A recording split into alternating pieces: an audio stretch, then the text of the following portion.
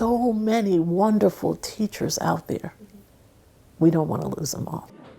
First up right now at 5:30, an Eyewitness News exclusive. Teachers leaving the classroom early because of burnout.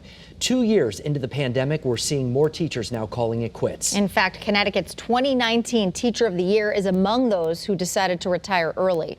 Channel 3 Hartford Bureau Chief Aya Galal spoke exclusively with her. Aya is joining us live with more on what led to this probably very difficult decision. Aya. Aaron and Mark, yeah, it really was not an easy decision for Sheena Graham. A combination of several factors led to her decision to retire early from teaching, and among them, burnout and not feeling safe.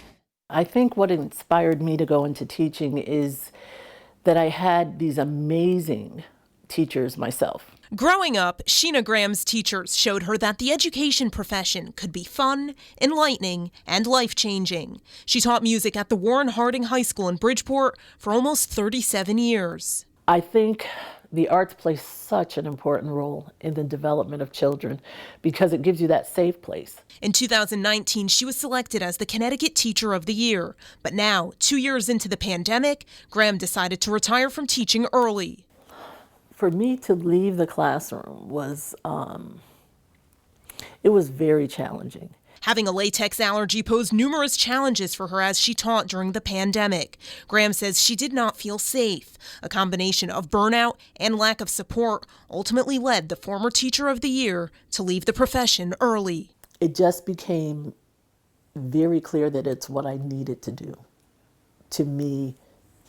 For me to survive mentally. According to the National Education Association, 55% of educators are ready to leave the profession earlier than they planned. When we see a talented educator feeling like this is just not the space where they can be successful, that is a crushing statement about where we're at. Graham says changes are needed across the board, including more support for staff in underfunded districts, as well as better pay. The pandemic brought a lot of inequities to the forefront, and sometimes it might be easier to challenge those and advocate for those from the outside than it is on the inside.